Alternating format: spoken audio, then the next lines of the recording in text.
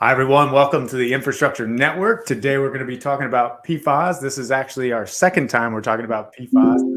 And today we have guests David Bays, Megan Fox, and Kyla Jacobson. And I thank everybody for joining us online. And feel free to make comments. If you hear something we say and you don't like, or you disagree, or you like what we're talking about, please make comments, because we like seeing those things, and we will address them accordingly as we go. David Bays, thank you for joining us. You haven't been on the live events yet, but I'm looking forward to learning more about you and understanding your thoughts on PFAS. Can you give us a quick introduction? Yeah, sure. I am currently the executive director for the South Carolina chapter of American Water Works Association, and also the Water Environment Association for South Carolina. So we run both of our state chapters. Prior to that, I was with our state regulatory agency for 29 years, worked in the water program, and retired from the state regulatory agency to take this job as executive director. Nice. Thank you for joining us, David. Megan, you're up next. Yep. I was on the previous podcast, but a reintroduction if anybody's new. I am a consulting engineer, so I help a lot of municipalities with various problems in the water and wastewater space. Thank you, Megan, for being here. Kyla Jacobson, you're up next. Again, I was with the previous discussion on PFAS. I am a retired utility director from Northeastern Illinois. Very involved with the American Water Works Association. So nice to meet you, David. I currently, since I retired from my day job, I'm working for AWWA as a regional trainer, providing trainer primarily for small systems. As a matter of fact, I just got back from Montana, where I did training last week. That was pretty exciting. Nice. So looking forward to this discussion today. It had to be an amazing view out there in Montana. I haven't been there yet, but I hear it's amazing. It was great until the Alberta smoke showed up, and then that was fine because by then I was teaching class and it didn't matter. So okay. Got it. Well, I'm Chad Smeltzer. I'm the host. I've been in infrastructure for a long time, water and sewers more specifically. And we like to talk about problems that are in infrastructure and hopefully come up with solutions that are going to help everybody understand what the problems are, and then if there's solutions out there, because everyone can say they have a solution, but is it really going to work? And what's out there? What's going to help us remediate PFAS? For example. So David, what's your kind of perspective on PFAS right now? And your, as an executive director, what's your goal? In getting rid of this forever chemical? Yeah, it's an old Chinese curse, right? May you live in interesting times. And I think that's where we're at now with this chemical. It does sort of remind me of where we had transformers and, those kind of chemicals that didn't break down because they were good at their job. That's the reason you added them to the oil and transformers, because they didn't break down. They kept the oil from breaking down. Well, these chemicals do the same thing, right? Because they have some benefit in our society with firefighting foam and in additions to clothing and Scotch guarding and on and on and on. Yeah. And yet we come to discover later that, well, oh gosh, the very properties that make them good at what they do mean they're persistent and they don't break down in the environment. And now we're stuck with the legacy of them being ubiquitous at low levels, pretty much everywhere you look now. Yeah, it's a huge concern, and I'm sure we're going to get more into like where it's being manufactured and produced. And Megan, what is your insight into this, and what are you doing to help the communities as an engineer? Yeah. So my perspective, I went into engineering specifically to help safeguard public health. And I think a lot of people came into the water industry for that same reason. So we definitely want to get this contaminant out of our water, protect public health, and do whatever we can. But at the same time, I'm also very engineering minded, and I have that practicality I have to take into account. So there's a lot of balancing with cost and how we're going to get it out of the water and who's going to pay for it, what we're going to do with it when we're done. So there's a lot of questions we're still asking and trying to figure out the solutions to from that perspective. Yeah. Kyla, what is your perspective on this PFAS? And then, we'll get into remediation and all that. I kind of have two perspectives, because I have one as the former utility director and how things are coming down on the utilities to test it, to communicate about it, and potentially remediate it. So that's my previous life, but I still kind of wear that hat. And I also have the training perspective, where working with systems, and quite frankly, a lot of the small systems I'm working with don't even know what I'm talking about when we start talking about these types of chemicals. It's not that, it's just that they don't know what they don't know. And it's like, watch out, because this is going to come up and bite you. There's a lot of testing that's been done around the country, like it or don't like it. There are interactive maps, environmental working group, who I think they tend to be a little bit alarmist, but they have a great website that's got shows a lot of where drinking water proposed limits, below the proposed limits and above the proposed limits. And I'm very familiar with what they've done in the state of Illinois, because that's where I was working. Actually, I was working with the Northeastern Illinois Regional Groundwater Protection Planning Committee, say that 10 times fast, when they started doing testing in all the groundwater systems in Illinois. And Greg White from the Illinois EPA was kind of one of the persons that was doing a lot of the sampling. He was on our committee, so I was kind of familiar. So I'm familiar with what they've done in Illinois. There's a lot of stuff going on behind the scenes with regards to, establishing these maximum contaminant levels, but also there's some pushback from the utilities, because, this is another, yet one more unfunded mandate. and they're having trouble, it's kind of like pin the tail on the donkey. Nobody knows where it's going to settle. Yes, they've talked about 4 parts per trillion, but is that realistic? Is that something that utilities can actually deal with? So it's very interesting just to watch what's happening in that realm. And I know that there are some utilities that are pushing back and are going to file suits against the regulators if it does get locked in at 4 parts per trillion. And we'll see what happens from there. It sounds like it's well, first of all, it's completely unregulated. I looked at some of the, reasons why, private companies would use PFAS, and it was cost. Cost is a big thing for them. It reduces the amount of cost they have, and it also helps their performance of their products. And then lack of regulations and then industry lobbying is the biggest thing going on in government right now to kind of prevent us from stopping this forever chemical from even getting into the water. Because if you don't stop the source, it's going to continue get into our system, a water system, a wastewater system, and we're going to have to continue to deal with in utilities. And like you said, it's unfunded. So how are taxpayers going to be burdened with this when the private companies are massive profits off of this kind of stuff?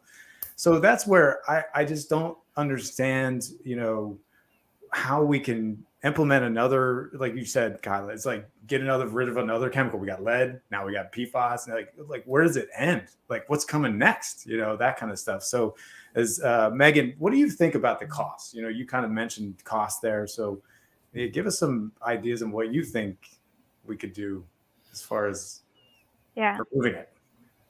I know I have some fellow AWWA folks on the line here. So one thing they've been supporting is what they call the polluter pays principle. So trying to get suits, funding from those companies to perform cleanups, protect our source water, and maybe have them install these treatment systems at the water and wastewater treatment plants, so that burden is borne more by the polluters instead of the everyday people who are consuming the water, who are really the victims in all of this. Right. Yeah. Yeah, water affordability is already an issue. So there's a lot of issues surrounding public water, but nobody likes a water bill that keeps going up and up. And the estimates to deal with this are substantial. You know, you could see easily water bills doubling or tripling. And so how is that going to work when many households are already pressed to afford public water to begin with? Right. And we've, you know, people, David, you make a good point about people are pressed to pay their bills and to, you know, when the bills keep going up and up and up. And, you know, I think of water is one of our lowest bills that we pay on a regular basis. However, it's the one we absolutely and positively have to have. So at some point, even people that have difficulty paying their water bills, you know, they can shed all the unnecessary things, but when it comes right down to it, they can't shed their water bill. They have to pay their water bill. Right. Yeah. And you're talking about areas within communities that don't have that, you know, they're, you know, in poverty, you know, almost in some of these situations. How are they going to afford to pay the water bills and keep up with it if we're not creating, but these contaminants are continuing to be put into the water, and we're going to have to keep treating them and get rid of them. And it's just going to increase the cost. And then overall, someone's got to pay, and it's going to be the taxpayers that are going to be burdened with all this, as we were talking about. So I saw something where there was in the news, it was about biological. There's a biological treatment to get rid of PFAS now. I don't know, Megan, did you get a chance to see any of that stuff? I was just curious. I haven't seen the specific article you're talking about, but I have done research on the biological component of using basically bacteria to consume the PFAS and break it down. I know there hasn't been a ton of success in this area. It's successful in many other areas. But because PFAS is so persistent, it's very hard to find the right microbes that can break it down. So I'm hopeful there might be something out there, and if researchers are saying this is possible, I am hopeful that they're finding something useful. But I haven't seen that used on a large scale yet, so that's where a lot of problems come into play, is scaling it from that small scale lab setting to a larger scale. David, how are you gonna? So let's say this 4 parts per trillion act goes through, and it's what everybody has to do, get to that level, right? David, how are you gonna, you know, overcome that? Yeah, of course, our members are the water utilities in the state, and that's who we represent. And so I had many conversations with our utility members, and you know, this is so multifaceted. One, is this the right number? So there's a complete process that the EPA is statutorily required to follow to establish the maximum contaminant level. And whether EPA has completely followed and met all the criteria to set an MCL, I think is up for debate. And part of that is affordability and treatability. You know, there is some practicality that's built into the rulemaking. So, you know, getting through the rulemaking process is still working its way through. But assuming that whatever number comes out, if a number comes out at all, because sometimes an MCL for chemicals is not set because it doesn't meet certain criteria under the law, like it's maybe not persistent or it's not ubiquitous or something that doesn't allow an MCL to be set. But assuming an MCL gets set one day at some level, then the treatment part comes in. And of course, I think you talked about last time GAC being granulated activated carbon being the leading treatment right now. Well, the estimates that EPA's provided, we think are grossly insufficient compared to the numbers that our own utilities are looking at should they have to put on, these kind of treatment units. And the MCL, I'm just curious to learn more about that. So kind of the audience does too. What is that specifically? Is that where, when the wastewater side, phosphorus and nitrogen removal, things like, is that kind of fall in the same category?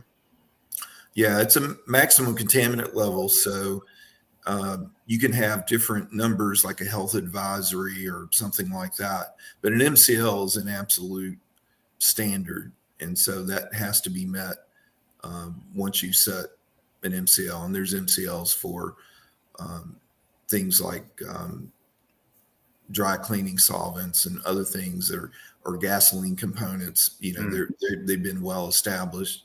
And those have gone through the process where, again, EPA looks at the numbers, looks at the health data, but then also makes some judgment as to treatability and affordability and all those other things. But this is brand new territory where we're talking about parts per trillion. You always have to put these things in perspective. So a part per trillion is like one drop in an Olympic-sized swimming pool. Wow. So that's the levels we're talking about trying to get treated down to if that becomes the standard. Which is interesting because if we get to that level and we're not stopping any of the businesses from creating the product, it's just terrible. It makes no sense at all how we're going to, contain this or manage it, because I think Bill Davis on the last conversation made a good point. He's like, the ketchup bottle has 23 parts per million. No, a tablespoon of ketchup. Tablespoon, that's what it was. Yeah. Yeah. Good catch on that one. But and I was like, that has blown my mind. And I've been thinking about that for the last month. I'm like, what the heck? And you want me to get down to 4 parts per trillion? I even looked it up afterwards, and it was like even in an organic container, because of the leaching and the coffee, and there's different stuff, that leaching of the packaging. It's at 23. It's at 13 parts per million, and it's supposed to be organic, right? And people don't even know that. Like, that's the kind of stuff that's going on. Is it's leaching from the products, the packaging products and stuff like that. So. Yeah, I think everybody wants the water supply to be safe. There's no doubt about that. And our water utilities, no doubt, will do what they need to do to make it safe. But they don't want to do anything that's an unnecessary cost either, because that does get passed along to the taxpayer. Clearly, it's not some special entity that's going to come to the rescue and pay this for. It's all going to get passed along. So. And another way to look at it is that 80% of exposure comes from other sources. So only 20% of exposure is coming from drinking water, whatever that exposure is. Oh, interesting. And that's a key point. That, to me, that is a key point, because if they lower the drinking water standard or set an MCL at 4 parts per trillion, that is not going to stop people from being exposed to these high levels. And so if 20% of your exposure comes from 5 parts per trillion or 7 parts per trillion, and now we're being regulated down to 4. So basically we're taking out, just for round numbers, let's say we're taking 5 parts per trillion out of 20%. It's not even affecting your exposure level. So people are still going to develop whatever health effects they develop from PFAS exposure because of all the other exposures that they get. Yeah. That's frustrating. The whole thing is frustrating in general, because, you look at just the issues that we continually add on, right? And I look at this as like, okay, well, look at the products, or look at the materials we're putting in the ground now to distribute the water. For example, we're using PVC, different petroleum-based products to actually carry the product of water to our taps, right? So where does that end? Like, that could be leaching eventually too, where we're getting more chemicals getting into our system. like this could just continue to spiral and spiral. The next thing will be something else in 10, 20 years from now that you're going to have to treat. And it almost seems like a business to somewhere. Somehow somebody's making profits somewhere. You know, that's the big thing, because this all develop, you have to treat it. Like if you have to treat it, David, it's going to cost you millions and millions of dollars probably put a treatment process in place, I would assume. Yes, some of the estimates I've seen from our utility members are scary, to say the least. And I don't know that you've talked about yet. Now, let's say that you're successful in capturing the chemical, and it's no longer in the drinking water. Well, it's again not going anywhere. So you're going to be concentrating that in your media, whatever it is that you're using to capture it. So now all of a sudden you've taken something at very low levels and now you're concentrating it where it is a problem. And this is where the CERCLA exemptions come in, that if that does not come to fruition, and there has been some legislation introduced now to help protect water systems, but by the very act of them now removing it from the water and concentrating it, for them to become liable as a hazardous waste generator would be to add, insult to injury. Mm-hmm. Yeah, I mean, you got to get rid of it then. Where are you going to store it? Like nuclear waste, it's kind of similar. I mean, you're looking at some of the stuff that we're talking about health risk wise. It's cancer, liver damage, it's development problems, like all these things that you look online and you find. It's kind of crazy. So if you do contain and do remove it, in large quantities, where are you going to put it? Like, just I'm sure you can't answer, but. Yeah, well, the leading remedy now, of course, would be incineration, but there's very few facilities that can do that currently. Yeah. And then, what's the transfer to the air, on and on and on. So it's still fraught with all sorts of issues. What's even scarier is that we're just talking about the utility side of getting it out of the water. We're not even talking about the exposure in everyone's houses and stuff that they are dealing with every day. And, it doesn't seem like there's any regulations to remove that from our day-to-day, environments that we're in, which is kind of crazy. Megan, what is your thought process on some more of this? Like as an engineer, on what do you think as an engineering firm or an engineer, how are you going to provide value to the customers later? Right. And something I've been thinking about while we've been talking is you concentrate it at the water treatment plant. When you have people using it in their homes, it's going down the drain. It's all ending up at the wastewater treatment plant. Or if you landfill your sludge from either water or the wastewater treatment plant, that runoff, the leachate from landfills, also goes back into your wastewater treatment plant. So we're really we're receivers down the line, and we didn't create this problem, but we are having to deal with it now at both water and wastewater as far as public utilities go, which is just increasing costs for the operation of these facilities, which will likely get passed on to the consumers. So again, really trying to get to a point where the polluter pays principle, looking at getting it out of products. I know the European Union has proposed a bill to prevent use of PFAS in products that is not considered, there's no replacement, or there is a replacement for PFAS on a certain timeline. And then by a further out timeline, they're trying to phase out all PFAS, because there are some uses where we don't have something right now that can make up for it. Take firefighting foam. Very vital use. We need to put out fires in emergencies, but right now that contains PFAS, and we don't want PFAS in our environment. So we need to research ways to actually replace the PFAS in these vital products.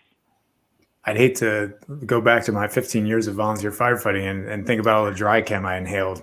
Nowadays, we're talking about PFAS. It's kind of scary. Unfortunately, firefighters have really face the brunt of this issue because it's in the clothes they have to wear, it's in the foam they use. Yeah. It's been very sad.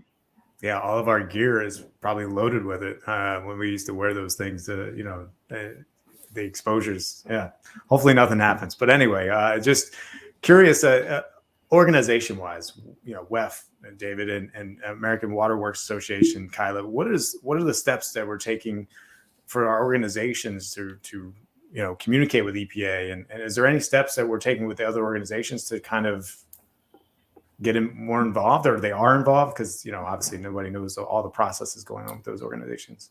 Well, and we talked about this last time we were together on how drinking water is kind of an easy target. We're easy to regulate. There's already processes in place to set MCLs, et cetera. But American Water Works Association is working with regulators. We have a lobbyist group in Washington, D.C., and at the various section levels, Water Utility Council that keeps their finger on the pulse, as it were, and tries to provide a little bit of rationale when they're trying to set standards. Because, even with the lead rule, the EPA was like, well, we're going to make it 0. Well, it's not practical. And to be honest, all the water quality professionals or water professionals in the U.S., we're all about public health. That's what we do. That's why we do it. Right. But there has to be some level of common sense. And that's what, AWWA and water utility councils are working to help instill that. Not to say that we are just shunning the idea, but let's work together to come up with a rational solution that everybody can live with. Yeah, because sorry, David, I was just going to make a point. Is like, you look at the lobbying that's going on in DC, I'm sure that's, you have the businesses that are trying to keep their costs down and performance of their products up.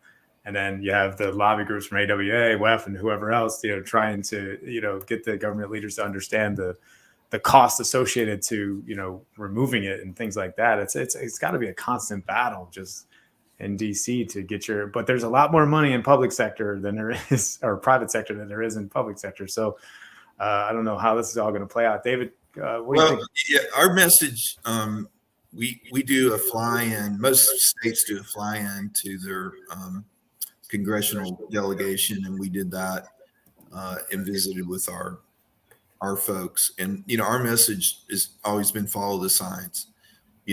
Whatever the science justifies, but let's do the science and let's do it right, so that we understand the right answer and we can do the right things. And so the comment period is open right now on the proposed MCLs, and I'm sure EPA will receive a record volume of comments on this proposed MCL, and we'll see what happens. David, if you had to be involved in that whole process, decision-making process, what level of removal do you think would be okay? Is there a level? Well, I think you follow the science, and I don't know if the science has been robust enough yet to come up with that answer. If you look at levels, the World Health Organization they're higher than this. If you look at levels set in Europe, they're higher than this. So, what the chemicals are the same. So, right. What are the levels in Europe? I don't know. I didn't do enough research before we jumped on about Europe and other countries, but just curious. I'm not sure I remember them off the top of my head. Okay. But they're, I'll have to look them up after we're done for the next time we meet. Megan, do you want to chime in? Yeah, it depends on the country and the type of PFAS you're talking about. Because remember, there are 9,000 different types, more than 9,000. We can, in the U.S., reliably test for, I think it's 29 of those. So it's wait. different. You said there's 9,000 and you can only test for 27? 29. 29. Yes. In Reliably. Yeah. Wow. There are some other non-US EPA certified tests that can test for more. We're not doing well on the testing side of this to get it, figure out what's all in the water and how we're going to get rid of it. Wow. If it's only 29, that's crazy. Kyla, what do you think about some of that stuff? Is like, what do you think the level could be? I mean, I don't even know if it is an answer to that. Doesn't seem like it. Well, okay, I'm going to put on my analytical hat because Okay. my background was in chemistry and I worked in a laboratory for water laboratory for 18 years at my utility. And the reliability of analytical data at that level, I question it. To be able to take one sample, maybe split it into 4 aliquots and test each one of those, likely you're not going to get the same number on each one. So, then that makes me question, when you set an MCL at 4 parts per trillion, right? What do you really have? Because the analytical capability is not, they're setting standards in the parts per trillion level, but it's still very difficult to replicate. And don't even get me started on sampling, because that's where I was going. Yeah. You already read my mind. Yeah. Exactly where we're going. So, and if you leave, and again, I'm not being disparaging to water operators or people who work in water treatment plants. I did that. I worked in a water plant. But you send them a couple of bottles and say, okay, here, take a sample. We're going to analyze it for PFAS. Oh my gosh. Did it touch something like this? Did you have lotion on your hands? Did you use deodorant today? Do you have a marker that has PFAS chemicals in it that you're writing on your bottle? There's so many opportunities for cross-contamination. And when you're looking at a 4 part per trillion level, and I'm sorry, there's an echo, it's driving me crazy, but when you're looking at that level, where did it come from? It may not even be in the water. Yeah, that's crazy. And I don't hear your echo, just FYI. Okay, good. Yeah, it's driving me crazy, but as long as you can't hear it, that's good. Yeah, I don't know where that's coming from, but we don't have that. So yeah, that's what I was going to say. Like, if you're in a lab and you're testing for this 4 parts per trillion, do you wear a Tyvek suit, or are you just wearing civilian? Like, what are you wearing at that point? Because you don't want to cross contaminate it. What is it? What do they do in the labs? They're mostly just, making sure that they've washed thoroughly, maybe wearing nitrile gloves to handle the sample bottles. But that's in the lab. Right. What's happened to it prior to it getting to the laboratory. Now, what they do is they'll send you 4 bottles. 3 of them are empty. 1 of them is a trip blank. So you fill your 2 bottles, and then you take your trip blank and you pour it into the other empty bottle, so that empty bottle is experiencing the same environment as your sample container. And that way, if you write on the bottle the name, the sample time, the location, everything, so it's being treated the same way the sample is being treated. Okay. And I think laboratory people are a little bit more diligent with doing things correctly. As a matter of fact, one of my classes in Montana last week was on proper lab sampling techniques. And these guys are operators, and they're in a hurry, and they're not standing there doing, precise on that, taking samples, and they're like, that's good enough. And they take the cap off and they set it down. For some analysts, you can set the cap down. For others, you can't, so operators are just not as technologically savvy for sample collection as maybe a laboratory personnel or an EPA person, because like I referenced the Illinois EPA doing all the sampling that they did. So there's just such a huge opportunity for contamination. Yeah, that's what it sounds like. And you can't ship it in blue ice, because the blue ice has PFAS in it. So it has to be cold, but it can't be blue ice. So knowing what refrigerants or what frozen things could potentially contaminate. So it's nuts.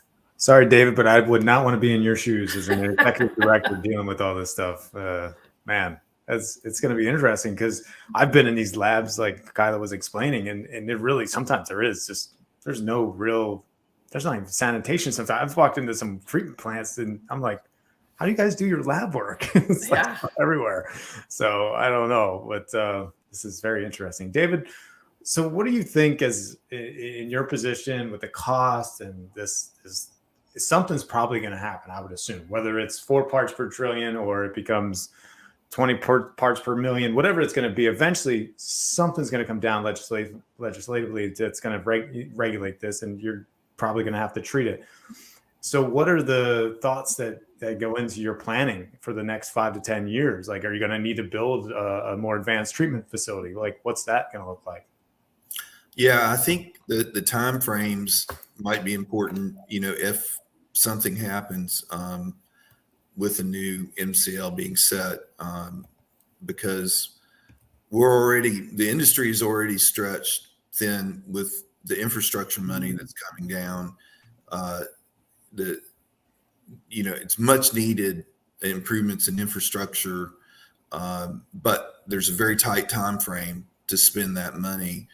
And so all the contractors, the consultants, they're already running as hard as they can go. Right. And so adding this on top of it, along with lead and copper, let's not forget that's still in process. The utility world is running hard right now. And the thing is, the general public doesn't really understand what happens behind the scenes. And one of the things, I've really been trying to work on is public awareness, because when I go out and talk to public groups, I always ask them, do you know what happens to get water to your house? And they just sort of look at each other and no, they don't have any idea. And do you know what happens when you flush your toilet? You know what happens from there? No, they don't have any idea there either. So wow. For the general public to appreciate the immense amount of work and professionalism that goes on behind the scenes to keep their water supply safe and to keep our rivers and streams clean is part of the issue, because it does go to the undervaluing of water. Water is still very cheap compared to many other things, especially being an essential component we need to live. So, right. It all wraps in together really as one big ongoing challenge for our water utilities. Yeah, you're right. Megan, did you want to say something? Yeah. Back on the timeline piece. So in the proposed maximum contaminant level law, EPA said they're planning to finalize that by the end of this year. Once that is finalized, plants would have 3 years to get into compliance with those limits. 3 years to design, buy everything. There's been crazy backlog and permits. Yeah. I don't remember which agency it was, so I don't want to throw anybody under the bus, but I saw one estimate that it takes half a day for a state agency to review a change of water source permit. That's something my company has done, and it definitely takes longer than half a day. I can guarantee you that. So that was a bit of an underestimate as far as timelines. And then just with everything being so hard to get right now, I've been waiting 2 years for a generator on a project. So the supply chain issues also come into play with this. It probably is not practical to expect us to get all these projects done within a 3-year timeline. it's not sustainable. It doesn't make any sense. It's not going to happen. I mean, and just to David's point too, we're still dealing with the infrastructure funding, trying to fix this pipes and stop the leaks and everything else that's occurring out there, and the lead and copper too. None of this seems to have make any sense at all. Trying to address another chemical that is coming from a source that's uncontrolled at this point. We can't stop where it's coming from, where it's being manufactured. Our goal is to obviously treat the water and keep public safe, right? That's the ultimate goal here. And us being forced to do more is really, with less resources wise funding, it's unsustainable completely. I don't see where this is going to be for anyone, economically speaking, beneficial at this point. It's not, and not that it should be beneficial, but it should be like sustainable for our future, and we don't have things in place to do that. So where do you think we could, with all this infrastructure funding and all this stuff that's coming down, how do we prioritize where to use the money? So what if they want you, say this gets law that gets passed, this MCL, and you have the 3 years with no resources, are you going to jack up the price, the rates? David, what do you think that's going to have to happen there? Well, I don't think there's enough money to cover that's not even necessarily the money's a problem, because it's all going to be incredibly expensive, but you can't do what is not available. And I think that's really what Megan was getting to, is that you right now, contractors are giving bids that are good for 30 minutes because it's going to be gone. That pipe's gone in the next 30 minutes. So the supply chain issues are just, it extends to CDL drivers. Talk to utilities about trying to find a certified driver to take the stuff somewhere. They don't exist. The entire supply chain is stressed beyond what it can handle now.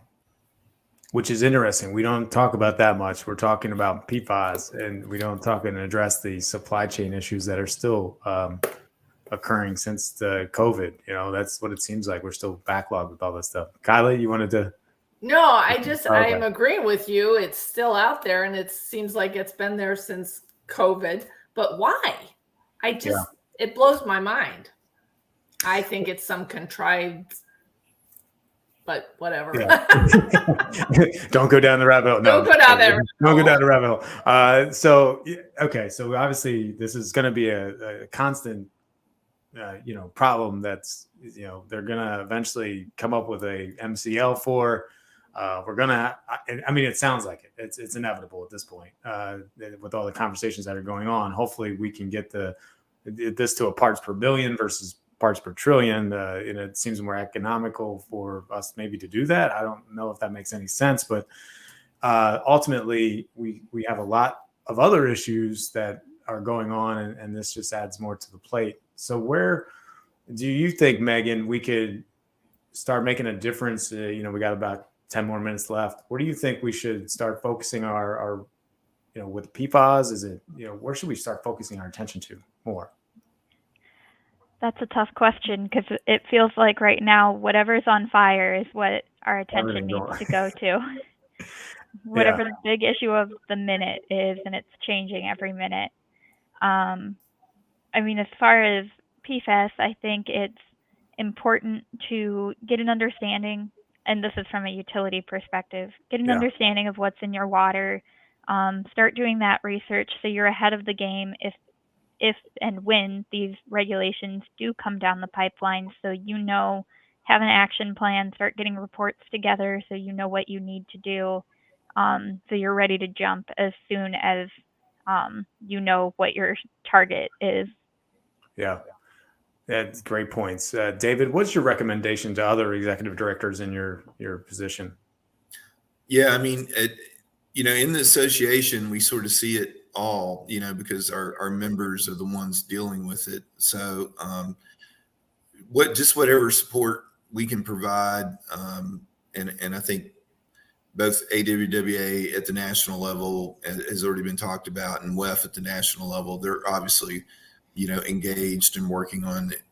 But as a state chapter, just whatever we can do to help support our members and get them what they need to be successful. But it's an ongoing issue with multiple factors, and I'm not exactly sure, when it'll be settled. But most states and most utilities have been doing monitoring for a while now and understand. And so in South Carolina, all the ambient data is published, and the state regulatory agency's been doing a great job in putting that data out there and making it transparent. So at where EPA started, I believe it's 70, wasn't it? The original health advisory. Yeah, the health advisory.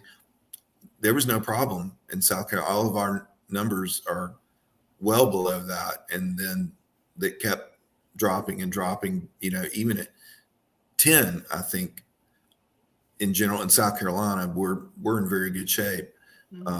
But when you start, getting below that, with all the problems associated with it, seeing that low, and it's really sort of new technology, even being able to see this low. And I don't know that that's, been well discussed here, but, right. We would have been not able to see at these very low detection levels just even a few years ago. So it's new because we can now see it. It's not, right. And that's the only reason it's. Yeah, we're on the next event, I'll have to get somebody that actually has a solution to remediate it, because they've been seeing people advertising that they have a solution to remediate this and get it out of the waterways. So hopefully the next time we have this conversation, we'll have them on and we can ask them the questions of how it's, going to be remediated out of the water systems. Kyla, what is as a trainer in AWWA, what is your, when you have these conversations with students or, someone you're providing training to, and this question comes up, how do you address it? That's a good question. It's kind of a on the fly thing. I still, the fact that they keep lowering, talked about 70 being an advisory level, and so many places have no problem meeting that. So many places have no problem meeting the 10 part per trillion. Trying to remediate it may be a lost cause from a financial perspective, maybe finding another water source, maybe even cheaper than trying to do some type of remediation. I know that sounds drastic, but if you're using wells and you can drill a new well into a different aquifer, as long as you test it ahead of time and find out that you're below the level, it's, when you do some type of treatment with GAC, now you're creating another waste stream that you have to challenge. And as David pointed out, that waste stream is going to be super concentrated because you're removing it at small levels, but eventually it's going to accumulate.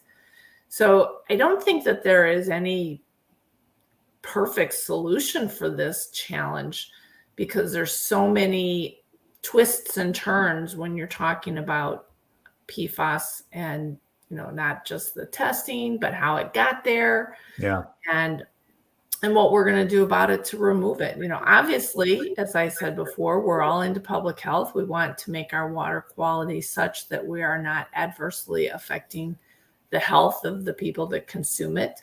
So it's something that most everybody in the water industry does take to heart. But there comes a point where we didn't put it there. This is something we're being forced to deal with because somebody else put it there. And that makes it a big challenge for water utilities. And, I come from a relatively large utility, but there's a lot of small utilities that use groundwater.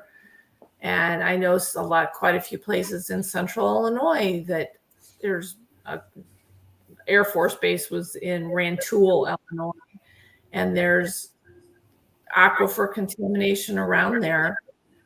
Yeah. And for these small utilities, it's a big deal for them. Yeah. They don't have the resources to be able to deal with this.